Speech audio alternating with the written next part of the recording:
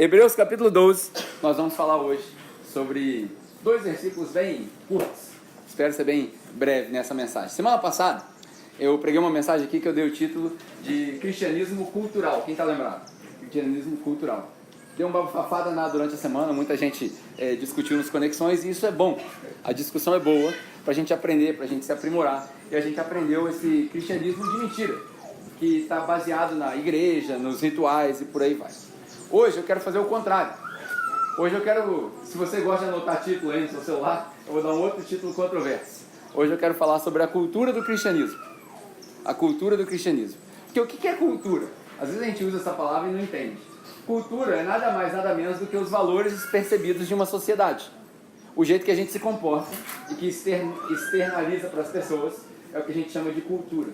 Então eu quero falar da cultura do cristianismo. Basicamente, do comportamento que nós deveríamos ter como cristãos. E esse texto de Hebreus vai falar a respeito de algumas coisas que eu acho que vai ser benéfico para você. Interessante que eu tive essa ideia enquanto eu estava correndo.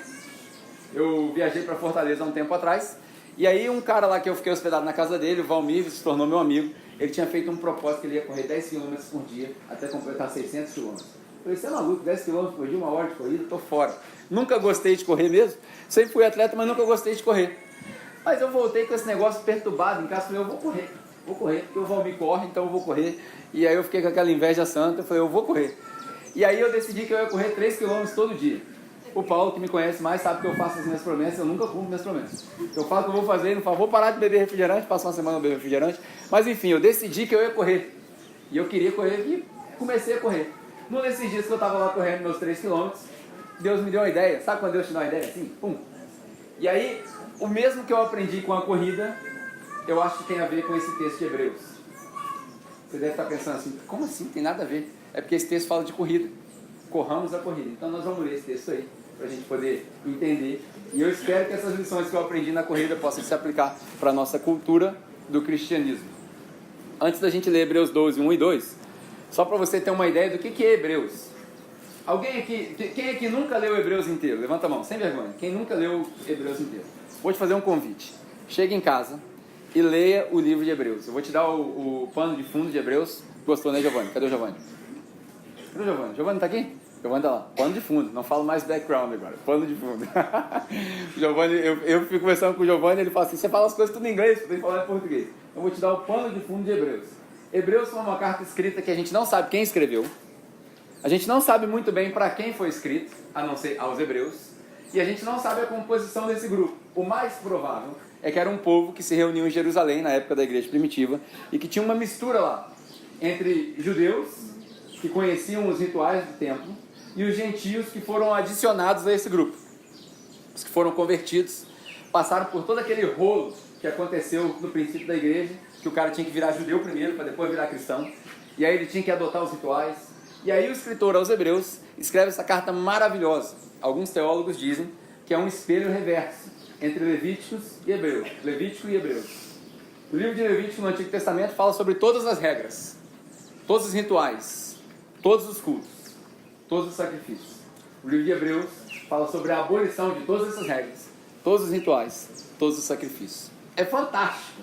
É uma linguagem muito poética. Se você ler sem entender o pano de fundo, você não vai conseguir compreender. Mas agora com essa ideia, com essa informação, quando você lê, você vai perceber por que ele fala do sacerdote, por que ele fala dos sacrifícios, por que ele fala de tudo isso. E aí ele escreve sobre diversos assuntos, até que chega no capítulo mais famoso de Hebreus, que é o capítulo 11, onde a gente encontra a lista dos heróis da fé. Quem já é de igreja há muito tempo conhece essa lista, a lista dos heróis da fé. A fé é o firme fundamento daquilo que não se vê, da esperança, daquilo que por aí vai. E aí ele vai listando os heróis da fé. Ele fala, pela fé nós cremos que o universo foi criado. Mas deixa eu ver aí. Meio-dia. Grava aí, meio-dia. Então ele fala sobre a lista dos heróis da fé. E aí ele fala sobre a importância da fé. Que a fé é o fundamento das coisas que não se vê. Pela fé a gente crê que o universo foi criado. Pela fé isso, pela fé Abraão, pela fé Moisés, pela fé Davi, pela fé um monte de gente. Ele fala o versículo mais famoso do capítulo 11, sem fé é impossível agradar a Deus. Não tem como agradar a Deus com raciocínio. A gente agrada a Deus com fé. E aí ele continua. Quando chega no capítulo 12, ele faz uma conclusão do capítulo 11. A gente dividiu os capítulos, mas às vezes não era bom dividir os capítulos. Porque logo no finalzinho ele fala, nós não somos daqueles que retrocedemos. E aí ele entra no capítulo 12, com o versículo que a gente vai ler agora. Versículo 1 e 2 somente. Hebreus, capítulo 12, versículo 1 e 2. É bem difícil ler sem chorar, mas vamos tentar. Hebreus, capítulo 12, versículo 1 e 2. Diz assim, ó. Portanto, por que portanto? Porque ele está concluindo o capítulo que ele acabou de finalizar. Portanto, também nós, uma vez que estamos rodeados por tão grande nuvem de testemunhas, livremo-nos de tudo o que atrapalha e do pecado que nos envolve e corramos com perseverança a corrida que nos é proposta, tendo os olhos fitos em Jesus, o autor e o consumador da nossa fé. Ele, pela alegria que lhe fora proposta, suportou a cruz, desprezando a vergonha, e assentou-se à direita do trono de Deus. Esse daqui, embora ele use a palavra proposta, não é uma proposta, é uma ordem. A proposta aqui, na verdade, a palavra proposta não é proposta, é marcado. A gente vai entender isso quando eu te explicar. Mas isso não é uma proposta que o autor de Hebreus faz, é uma ordem. Já que nós temos uma nuvem de testemunhas nos cercando, então corramos a nossa corrida. Que nuvem é essa? Que nuvem é essa? A ideia dessa explicação é que o autor de Hebreus se colocou no meio de um dos ginásios da antiga Grécia, onde eles faziam as corridas atléticas. E aí ele se coloca na linha aqui, na faixa de corrida, e ele olha para a arquibancada, o Coliseu, aquela arquibancada que sobe igual essa daqui, só que muito maior. E aí ele fala, já que a gente tem uma nuvem de testemunhas, e esse termo nuvem, para os judeus, antigamente era multidão, significava uma multidão de testemunhas. Essa multidão de testemunhas, então nós devemos correr essa corrida da fé de maneira digna.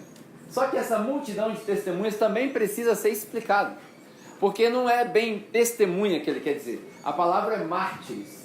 E o mártir no português é fácil para você entender que significa aquele que morreu por uma causa.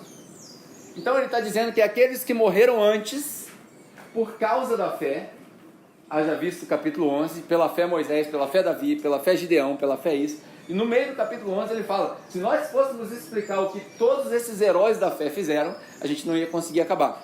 Então por que eles passaram antes da gente? Eles estão olhando para nós, e aí a ideia não é uma ideia kardecista, que o pessoal está olhando lá do céu da novela A Viagem, olhando para cá para baixo, vendo a gente correr. Não é essa a ideia. É só uma analogia, é uma figura de linguagem. E aí esses mártires que já sofreram o que nós, talvez, vamos sofrer, ou que o autor de Hebreus escrevia para eles, eles estão observando, entre aspas, fizeram antes da gente, e por isso, por causa deles, a gente deveria correr essa corrida de maneira digna. Nós estamos rodeados por essas testemunhas. É como se fosse o testemunho de um ex-atleta. Para quem gosta de esporte aqui, por exemplo, eu sou viciado em basquete. Esses dias eu estava assistindo um jogo do meu time, eu faço uma força para assistir quase todos que eu posso, e aí, no meio do jogo, do Philadelphia, o time que eu torço, é um time que foi renovado, apareceu um dos caras que era a lenda do time. Do mesmo jeito que quem aqui já ouviu falar do Michael Jordan? Todo mundo já ouviu falar do Michael Jordan. Michael Jordan é uma lenda. No Philadelphia a gente tem uma lenda, chama Allen Iverson. O cara fez história no time, e aí ele entrou no ginásio, no meio do jogo. Ele entrou no ginásio para vir assistir o jogo, e aí todo mundo ficou de pé, porque o cara fez história, né? E aí no intervalo do jogo, ele pegou o cara que hoje é a estrela do time, e deu um abraço no cara, a câmera filmou, foi um momento lindo, eu chorei, me emocionei. Eu lembro quando eu era mais novo, eu tinha uma camisa do Philadelphia que eu comprei dos Estados Unidos, chegou aqui com muito custo, foi parado no correio, aí a gente foi fazer um trabalho na rua, o cara tava sem camisa, eu dei minha camisa pra ele, o cara foi embora com a minha camisa, cara, nunca mais consegui comprar uma camisa, ficou marcado, mas enfim, aquele momento é o que significa isso daqui, os ex-atletas que fizeram história, olhando para nós que estamos jogando agora, nós estamos correndo agora, essa é a nossa hora. E a gente deveria correr de maneira que eles olhem para nós e aplaudam. Tem eu passei muito tempo na Austrália, e o pastor da igreja que eu ia, ele falava muito isso. O nosso teto deve ser o chão da próxima geração.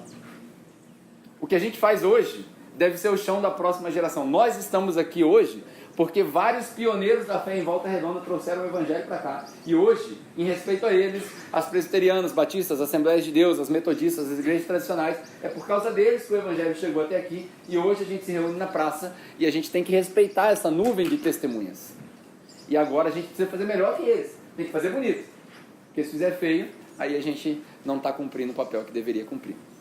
Essa é a nuvem de testemunhas. E aí ele diz o seguinte: já que nós estamos cercados por essa nuvem de ex-atletas, vou traduzir para a minha versão agora, né? Essa nuvem de ex-atletas, então livremo-nos. Não é essa palavra que escreve aí? Livremo-nos. É o mesmo termo que ele usa em Efésios para você se livrar do velho homem, que ele usa em Colossenses para você se livrar das velhas práticas. E ele fala livremo-nos. Eu esqueci a minha blusa em casa, mas para você que acompanha esporte, talvez você não acompanha basquete, mas futebol também é assim. Quando os caras estão no vestiário, eles não estão prontos para jogar ainda.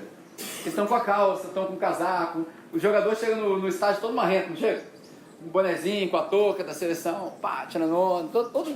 Mas ele joga daquele jeito? Não joga. Ele precisa tirar, se despir daquela roupa, e ele corre com o mínimo. Essa semana eu vi um filme chamado Race, a história de um corredor chamado Jesse Owens. É o cara que correu as Olimpíadas, o primeiro negro a correr as Olimpíadas em 1936, na época que Hitler ainda era chanceler da Alemanha. E aí rolou todo aquele problema, porque Hitler não quis apertar a mão dele quando ele ganhou. Ele foi o primeiro corredor a bater 4 recordes na mesma Olimpíadas, 4 medalhas, bateu 4 recordes mundiais. O filme é fantástico. Assista no Netflix, Race, que chama. E aí eu estava vendo aquela corrida e eu percebendo que eles, preparando essa mensagem, o corredor só corre com o mínimo que ele precisa. O corredor não corre com peso a mais. É um short coladinho, uma camisetinha levinha e a chuteirinha, não mais nada. Não tem cordão, tirando o Usain Bolt, né, que ele tira onda, tá? Mas porque ele já é excepcional. Mas o cara corre com o mínimo. Nadador, a mesma coisa. Os caras raspam os pelos porque o pelo gera atrito na água. Por quê? Você precisa do mínimo. Se despir. O que o texto fala aqui? A gente precisa se despir daquilo que atrapalha. Se eu pular na água para nadar com o Michael Phelps, se eu tivesse o mesmo tempo que o Michael Phelps na piscina, se eu pular de roupa, eu vou perder. Porque a roupa vai gerar atrito. Então eu preciso pular com o mínimo de roupa possível. A gente precisa se despir daquilo que atrapalha. E é engraçado que nesse texto, semana passada quando eu preguei a mensagem, durante as discussões do Conexão, a gente teve várias discussões boas. E uma das coisas que eu falei durante o grupo de Conexão foi o seguinte: a nossa frase deveria ser só vem. Só vem, todo mundo vem. E aí algumas pessoas falam assim: pois, o Pedro se contradiz demais. Então eu vou te dar uma notícia. Verdade. Sabe por quê? Porque você não deveria se espelhar em mim, eu não sou Jesus Cristo e eu vou cometer erros. Isso é normal. Agora eu te desafio a pegar o mesmo texto que eu preguei na semana passada e esse texto e ver se não tem um desafio para você considerar os dois extremos. Porque o texto de semana passada fala vem. Esse texto fala vem, mas você precisa se despir daquilo que te atrapalha. Qual que é a diferença aqui? Para quem está lá fora, que nunca ouviu a palavra de Jesus, para quem, acho que essa explicação é importante dar para vocês. Para quem nunca ouviu a palavra, para quem é novo, a nossa frase é vem. Para quem não é novo, a nossa frase é tira a roupa. Tira a roupa. Com certo problema. Quanto tempo nós vamos passar com isso que te atrapalha? Os de dentro e os de fora recebem tratamentos diferentes. Ah, Deus não faz distinção de pessoas, nós fazemos. Nossa, mas é muito pesado essa palavra. Não é verdade? Deus não faz distinção de pessoas mesmo não. Seu julgamento com Deus é problema seu. Mas nós fazemos. Já falei aqui várias vezes. Pô, você quer caminhar com a gente? Você está fazendo as paradas na rua que está queimando o filme? Pelo amor de Deus, para, está atrapalhando. Deu para pegar? A gente tem que ter responsabilidade como cristãos para se livrar daquilo que atrapalha. É o texto. Agora, eu posso também inventar uma pregação aqui, pregar um negócio que não está no texto, para você sair daqui feliz. Mas eu não acredito que você está aqui até hoje, você que repete as suas visitas na capela, não acredito que você está aqui até hoje porque inventaram a palavra para você. Porque aqui um dos desafios que a gente tem é prega a palavra, mais nada. Mais nada. E nessa palavra aqui, na hora que você lê aí, fala, então nós devemos correr, se despir. E ele dá duas coisas para você tirar. Olha aí na sua Bíblia, você vai ver, ele dá duas coisas para você tirar. A maioria das traduções em português tem ele. Se despir do peso que atrapalha e do pecado que envolve. Do peso que atrapalha e do pecado que envolve. Interessante que o autor de Hebreus aqui, ele tem os dois públicos em mente. Os dois, os de dentro e os de fora. O peso que atrapalha e o pecado que envolve. O pecado que enrola, o pecado amarra. A gente não fala pro diabo, tá amarrado? O pecado amarra a gente também. O pecado amarra a gente a certo ponto que não dá para seguir as coisas. Quando ele fala do peso, ele está falando com os judeus. O peso. Qual que era o peso? Era o peso da lei. Você lembra quando Jesus falava, ai de vocês, que vocês põem um peso nas pessoas e vocês mesmos não querem levantar um dedo? Semana passada eu falei isso aqui em Lucas 11. Vocês põem um peso religioso nas pessoas, mas vocês mesmos não querem carregar, não querem levantar um dedo. É o peso da religião, o peso dos sacrifícios, o peso da cerimônia, o peso dos rituais que eles tinham. Eles vinham, mas tem que circuncidar. Vinham, mas tem que fazer o sacrifício. Vinham, mas tem que virar judeu. Vem, mas tem que obedecer o sábado. Vem mais isso, vem mais aquilo. Daí o autor de Hebreus fala assim, esquece tudo isso. Acabou. Acabou. Mas aí ele também vira para o pecado. E aí o pecado é um negócio que está para todo mundo, de fora e de dentro. Todo mundo precisa se livrar do pecado. Essa semana eu tive uma conversa com uma pessoa, foi interessante, que eu estava explicando para ele a diferença entre o pecado e o pecador. Ele falou assim, como assim? Tem duas coisas que a gente vê como pecado na Bíblia. Um é quebrar a lei, o outro é o pecado que a gente chama de pecado original, está em todo mundo. Quando fala na lei, por exemplo, não rouba, você cometeu um pecado. Esse pecado é passível de perdão, é só obedecer a lei. Como é que faz para você ser perdoado por esse pecado? Vá e não roubes mais. Esse pecado aí não precisa do sacrifício de Jesus para perdão. Esse pecado aí é só obedecer a lei. Qual que é o problema? Romanos 3 a gente vê o problema. Ninguém consegue obedecer a lei. Já fiz essa brincadeira aqui. Alguém aqui já roubou alguma vez? Não vou pedir para você levantar a mão porque eu não quero te incriminar. Mas se eu continuar perguntando, alguém aqui já matou alguém? Certamente você não vai levantar a mão. Alguém aqui adulterou? Pelo amor de Deus, não levante a mão aqui porque vai dar roubo. Mas na hora que eu falar assim, alguém aqui já trabalhou sábado? Todo mundo. O Paulo, então, toda vez a gente brinca. Se trabalhar sábado, se o pecado de trabalhar sábado for digno de condenação, o Paulo não deveria nem ter nascido, ele já ia direto para o inferno, que é o dia que ele mais trabalha. Ontem ele trabalhou 18 horas de pé. Ele me mostrou lá no aplicativo dele agora, que ele está chique no aplicativo, que ele calcula quanto tempo ele fica em pé. 18 horas, ele trabalhou por mim. Ele trabalha sábado, então todo mundo trabalhou sábado, cometeu esse pecado, mas esse pecado é fácil de ser perdoado, é só obedecer a lei. Qual é o pecado que é difícil de ser perdoado? Que de fato não tem perdão. É o pecado que está dentro de todo mundo. É o que a gente chama de hamatia. A gente nasce com ele, a gente herdou ele. E aí, há 2 semanas atrás, eu falei na crise de identidade que a gente tem 2 identidades, uma genérica e uma genética. A identidade genérica é aquilo que a gente absorveu, nós herdamos o pecado, mas a genética é a que vem de Deus, que nós somos santos, filhos de Deus. E aí a briga entre essas duas naturezas é a briga que nunca acaba. É só ler Gálatas, capítulo 5, você vai ver essa briga infindável. Tudo isso é Bíblia que eu estou te falando. Mas eu falei tudo isso para voltar para esse pedaço aqui e te mostrar que a gente precisa se livrar do peso e do pecado. O peso é um negócio que atrapalha. Se a gente for fazer analogia de esporte, porque aqui a gente está falando de uma corrida, o peso seria falta de preparo. Você imagina, por exemplo, que você foi convocado para jogar na seleção brasileira e aí você está com uns quilinhos a mais, igual eu, por isso que eu estou correndo, aí você aparece no campo. Você acha que você vai conseguir correr no nível da seleção brasileira? Nem que a seleção brasileira não está lá essas coisas recentemente, né? Mas você acha que você vai conseguir correr no nível de um profissional? Não. Por quê? Porque você está sem preparo. Esse é o peso. Qual que é o outro? O pecado. O pecado seria como se fosse uma contusão. Você machucou e aí você está impedido de jogar. Sabe quando tem a convocação para a Copa e o jogador machuca um jogo antes de ser o último jogo dele, ele contundiu, não pode jogar. Ele está impedido, não tem como, ele tem que ser substituído. Assim também é conosco. Você precisa se livrar do peso, da falta de preparo, mas também da contusão. Você não pode estar machucado. Então, é só vem todo mundo. Mas quando chegar aqui dentro, a gente joga dentro do liquidificador, na fisioterapia, no preparo físico, e aí a gente precisa se preparar. Porque essa corrida precisa ser corrida de maneira que a gente, bata a palma. Se a gente está dando vexame na rua o tempo todo, alguma coisa está errada. Talvez nós não estamos treinando do jeito que deveria treinar. Ou Deus é Deus mesmo e transforma o pecador, ou a gente está pregando uma mentira. Porque se Deus é Deus que transforma, não tem como a pessoa ficar aqui 5, 6, 7 anos do mesmo jeito. Mas pode. Tem que ter progresso. Tem que ter. Por isso que ele fala, corramos. E aí ele continua aqui, A religião dos fariseus, estava falando sobre a religião dos fariseus. E essa é a primeira lição que a gente aprende aqui. Toda vez que você for começar alguma coisa na sua vida, aqui a gente está falando dessa jornada da fé. Mas isso serve para tudo na sua vida. Trabalho novo, um projeto novo. Primeira coisa que você precisa saber é que você precisa desenvolver insistência. Insistência. O que é insistência? É ir contra a sua própria vontade. Você aprender a ir contra a sua própria vontade.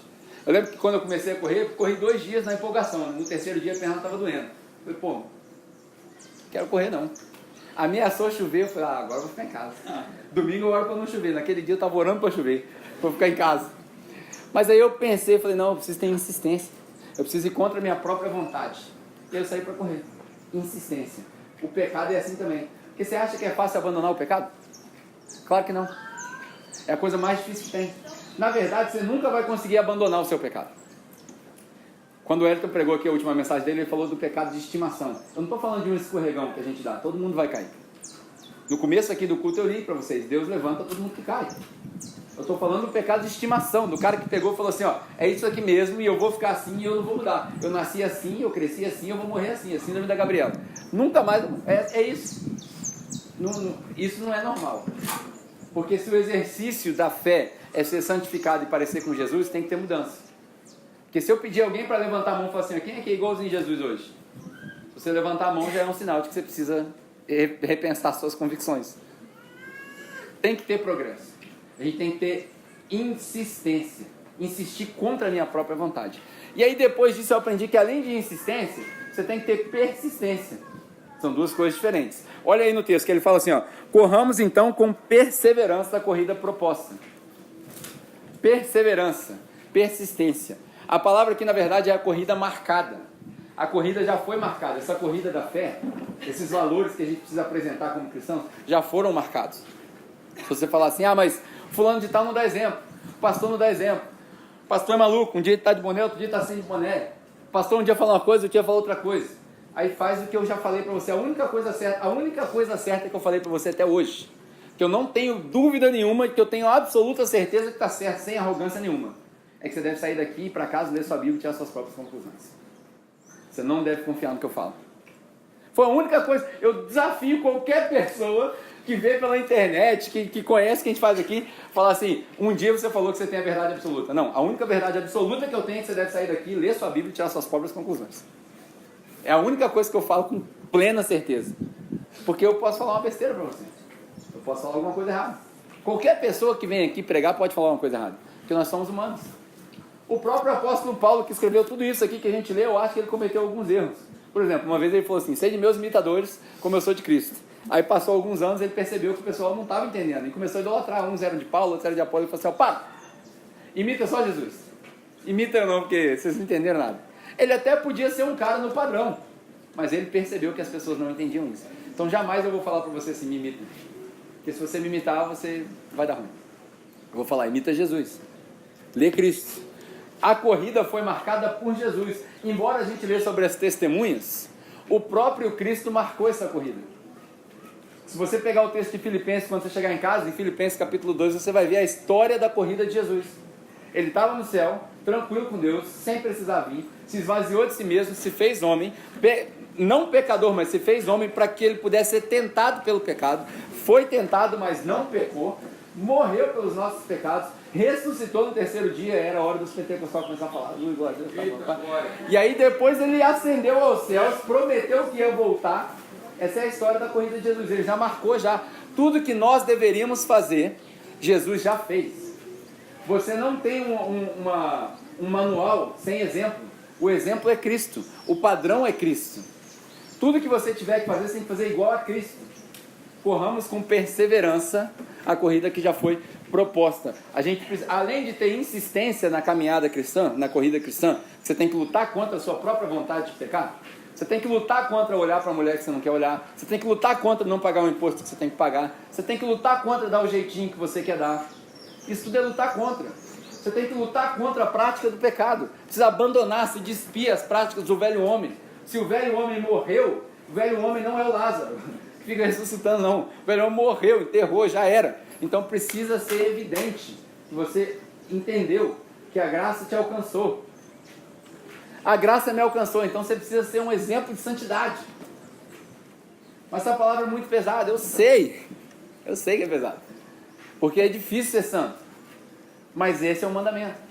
Sede santos, como o Pai de vocês no céu é santo. Jesus não falou sede mais ou menos, não. Ele falou sede santos. Para nós que entendemos, fomos alcançados pela graça, precisa haver mudança, conversão, metanoia, mudança de pensamento, mudança de caráter. A religião cristã não é uma religião de mudança comportamental, é uma religião de mudança de caráter. Muda aqui dentro. Quando muda aqui dentro, muda lá fora. E aí a gente precisa colocar isso em prática. Cada um tem seu tempo, eu sei, cada um tem seu tempo. A maioria de nós não sabemos a dor do outro. A gente não entende que amar ao próximo é uma extensão de mim mesmo, e a gente não entende a dor do outro.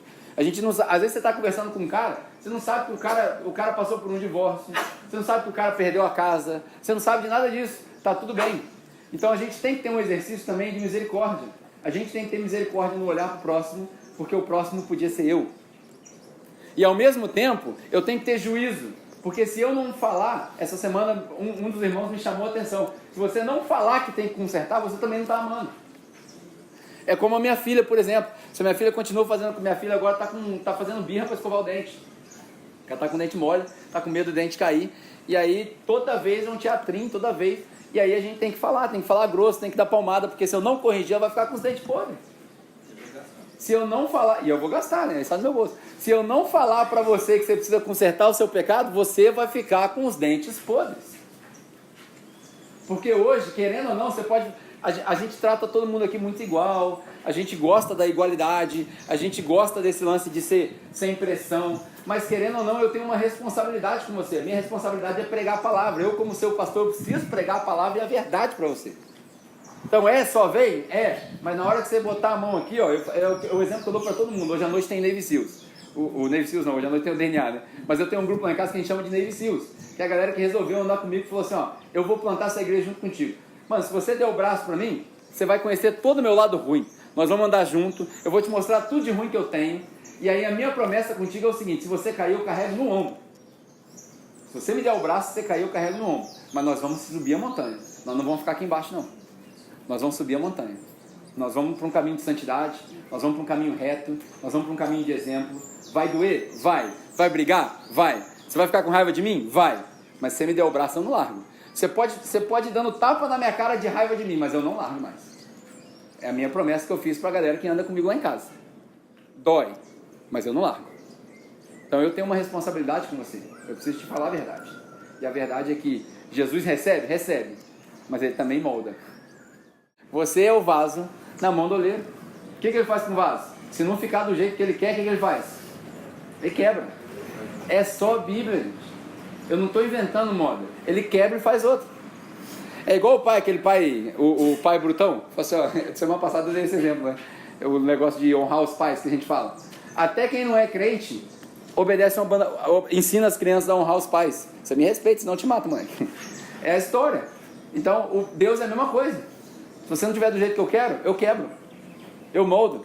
Jogo na água tudo de novo. Faço em pedacinhos. Você vai chorar, você vai entrar em depressão, você vai achar que o mundo acabou, você vai me detestar. Você vai botar a culpa em Deus. Você vai falar que Deus é o culpado dos seus problemas. Mas ele vai moldando.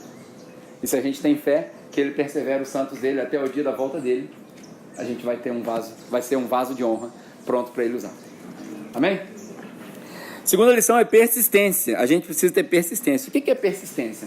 É insistir na insistência. Se a insistência é ir contra a vontade, persistir é insistir naquilo que você decidiu antes.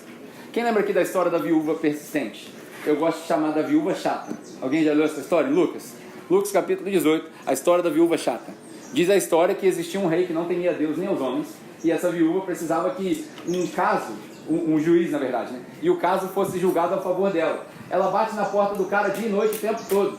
Juiz, por favor, juiz, por favor, juiz, por favor, me ajuda, me dá meu direito, me ajuda. Você sabe o que o juiz fala? Eita, mulherzinha chata, dá o que ela quer logo de uma vez. É o que está escrito na Bíblia. Essa mulher insistiu tanto, persistiu tanto, eu não tenho temor a Deus, eu não estou fazendo porque eu respeito Deus, mas só para ela parar de encher meu saco, eu vou dar o que ela quer. Aí Jesus pega esse exemplo, que é uma hipérbole, ele fala assim, se esse cara, que não teme a Deus, que não teme aos homens, deu o que ela quis só porque ela insistiu, imagina você se você orar.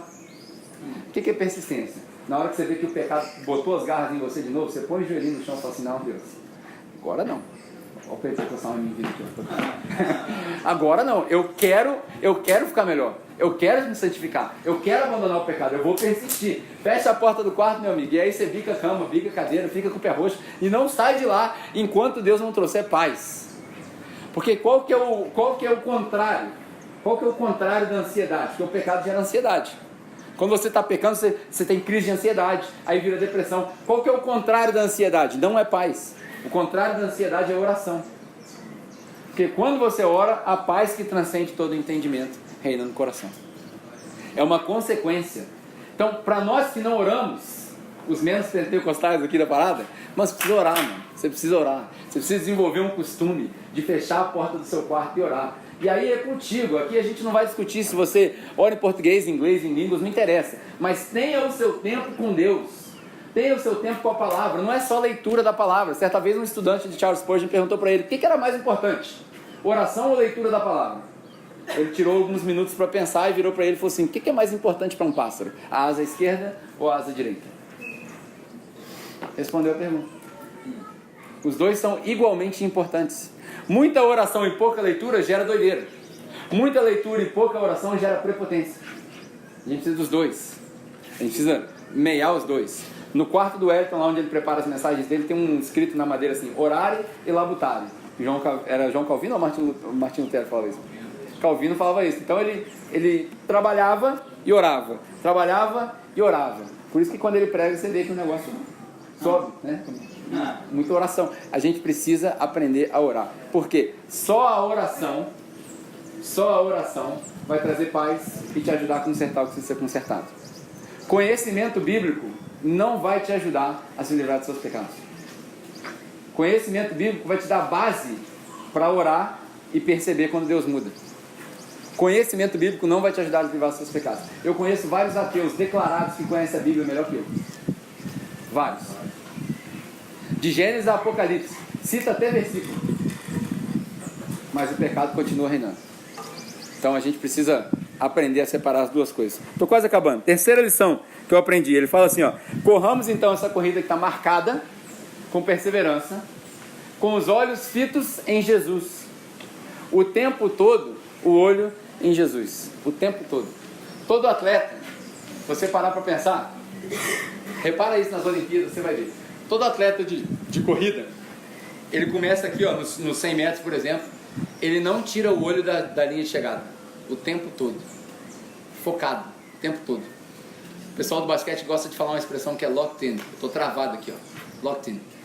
Quando a gente jogava, a gente saía do vestiário, a bagunça era no vestiário. A gente orava no vestiário, a gente zoava no vestiário, todo mundo fazia os gritos de guerra lá que a gente tinha que fazer. Saiu do vestiário, meu amigo, é aqui, ó. Fala comigo não. Estou focado, o tempo todo. Não tiro o foco dali, o tempo todo. A minha caminhada o tempo todo. O cara que está correndo é o tempo todo. Tudo que está acontecendo em volta é distração. Eu estou focado o tempo todo no alvo. Nós precisamos correr com foco o tempo todo. E aí eu lembrei da experiência da minha corrida, pra gente acabar, tô quase acabando. A experiência da minha corrida, eu percebi que a insistência era boa, a persistência era boa. Só que, quando eu saí para correr, eu fui desesperado, do jeito que eu sou, já saí correndo como se eu estivesse correndo 100 metros, eu tinha que correr 3 km. Não deu 50 metros. Já tava... Aí eu dei uma parada, dei uma caminhada, e aí eu descobri o segredo da corrida. O segredo da corrida não é nem insistência nem persistência. Que uma vez que você começou, e aí eu estou falando para aqueles que querem começar a andar com Jesus. Você está lá fora, meu amigo, você está chegando agora, vem, do jeito que você está quebrado, do jeito que você está, nós vamos te abraçar, nós vamos te receber. Você tem espaço aqui, aqui é o seu espaço. É melhor que você esteja na igreja todo quebrado do que no mundo perfeito. Aqui é o lugar. Vem. Uma vez você me deu o braço para andar, aí nós vamos treinar. E aí eu descobri que cadência é o segredo da corrida. Você começa aqui, ó, devagarzinho, no joguezinho. E na verdade, se você andar, você vai mais rápido que isso aqui. E aí você vai. Passou aqui 100 metros, 150 metros, você dá uma aumentadinha no ritmo. E aí você vai descobrindo o seu ritmo. E aos poucos, enquanto você vai aumentando o ritmo, você vai descobrindo que você consegue correr mais. Por que eu estou falando isso? Se você tentar correr uma maratona no mesmo ritmo que você corre 100 metros, você não vai conseguir correr. E infelizmente, a jornada da fé cristã não é uma corrida de 100 metros. É uma maratona. Na maratona dá tempo de cair e levantar. Dá tempo de respirar, dá tempo de tomar água. Isso na nossa vida é o seguinte: talvez hoje você começou, você está cheio de conhecimento, você está várias coisas reveladas. Mano, investe, lê, ora, vai para o seminário, vambora. Aí nasceu o filho, acabou a noite de sono. Relaxa, tranquilo. Todo o depósito que você fez lá atrás, você vai colher frutos agora. Não adianta, por exemplo, está aqui a Aline e o Fred, que deve ser o bebê mais novo da capela. A Aline está lá atrás, deve ser e o Fred está aqui. Deve ser o bebezinho mais novo da capela, até agora. Pô, todo mundo sabe que os caras não estão dormindo. Todo mundo sabe. Todo mundo que tem filho sabe que a noite é complicado. Você acha que eu vou exigir do Fred o mesmo ritmo que eu? Claro que não. Todo o depósito que ele fez lá, agora vai colher frutos. E o que faltar para ele, ele pega da onde? De mim. É assim que funciona. Isso é igreja. Isso é amar o próximo. Isso é um ao outro. Isso é comunidade. Para isso você precisa estar lá na sua conexão. Para isso você precisa estar junto. Porque o que faltar para ele pega de mim. E o que faltar de mim, eu pego do Thiago. E assim a gente vai. Cadência. A gente precisa aprender a controlar a nossa cadência na nossa vida espiritual. Porque se você aprender a controlar a sua cadência, você corre mais. E o segredo da corrida da fé cristã não é chegar primeiro. É chegar no final.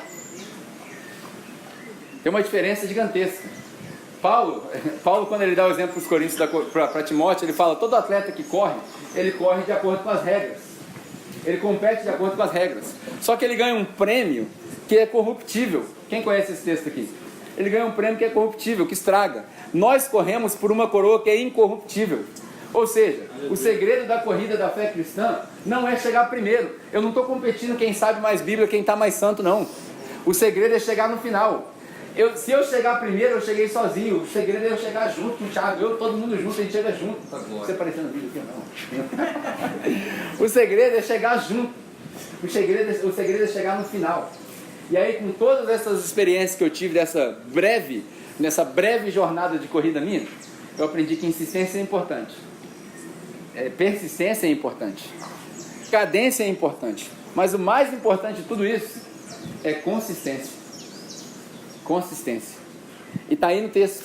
A gente olha para Jesus, que é o autor e o consumador da nossa fé. É Ele que começa e é Ele que termina. A minha salvação começa nele e termina nele. A minha mudança começa nele e termina nele. Não adianta você olhar para Paulo, não adianta você olhar para Hassan, não adianta você olhar para ninguém. Tem que olhar para Jesus. A gente já falou aqui, eu vou repetir. Paremos de apontar para os outros e apontemos para Cristo.